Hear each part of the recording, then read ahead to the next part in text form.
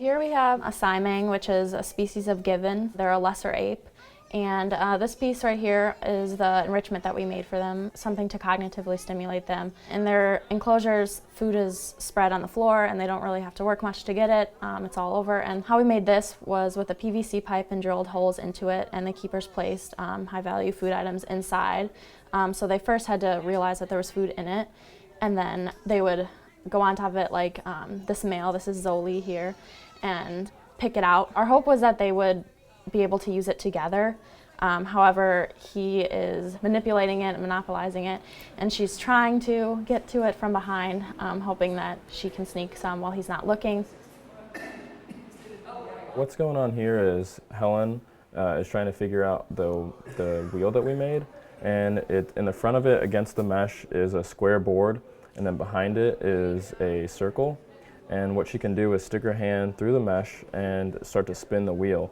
And in the front board there's holes, and in the back circle there's also holes. And attached to the holes are Gatorade bottles, and they're filled with enrichment items like honey with yogurt or cherry pie filling. And so she wants to line up two of the holes so that they match up, and then she can put a stick through there or try to get her finger as far in as she can, and then she gets to pull out some of the enrichment item, and they're really high value items for them, so she really wants to try to get it. But the objective is to have some type of cognitive stimulation where she has to figure out that the wheel can turn, and then not only that the wheel turns, but that she has to line up two of the holes correctly in order to get anything out of the enrichment bottles. She was the first one because she knows how to use tools. She already gets puzzle feeders and things like that. But the family group, they all caught on really quickly, and they were using sticks, which was really surprising because they didn't see them using sticks before. So the enrichment tool activity was part of the Ape Sapiens Mayterm course. We were gone for 2 weeks.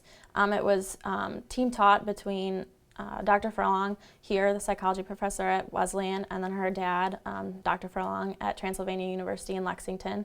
And he is a philosopher, so that kind of really helped bring the course together from the psychology point of view and the philosophy point of view and the ethical side of it. We went to the Louisville Zoo, and we were all assigned different primates, different apes, and our objective was to come up with a way that would, based on their ecology and what we know about their cognition, something that would cognitively stimulate them. For example, Simangs spend most of their time in the upper canopy.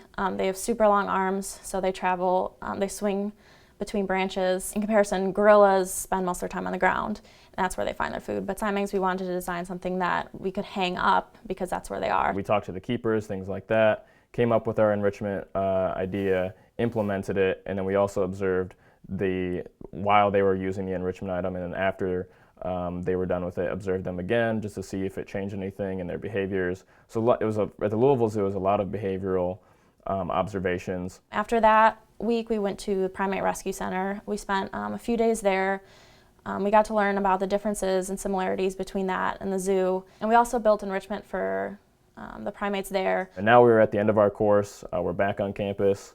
We started with the psychology, and now we're ending with the ethics and the philosophy of the animals. And really we're trying to look at what we owe these different primates that are in captivity, what we owe them as far as enrichment and cognitive stimulation, and how learning about them, learning about their psychology, their cognition helps us in an ethical way just make their lives better because they are in captivity. But I really liked seeing that we made a difference in their lives by making them these stimulating enrichment items, and seeing how, not excited, but just interested that they were in it, and it made me feel good to think that we did that for them. The course has been awesome. I've always taken a travel course. I graduated, but this is my fourth course, the last course that I'll be taking here at IWU, and it has been awesome. It's not like one I've taken anywhere else, and the opportunities that we've had have really we've been the only school that have done some of the things that we've done. Getting to be a university, a whole class, to go to the Primate Sanctuary and work there the ways that we did hasn't been done before, and just getting getting to talk to keepers, getting the behind the scenes access at zoos is something that you don't ever get to do. I got to see a different side of animals. Last May I went to Costa Rica on a May term, and we experienced wild animals, wild monkeys in their native habitat. I always felt kind of skeptical of zoos, but this trip really opened my eyes.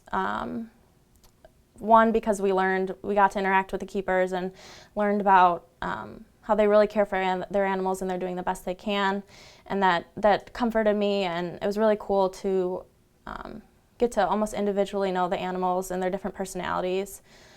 So that's something that I really enjoyed. They're all using sticks on it.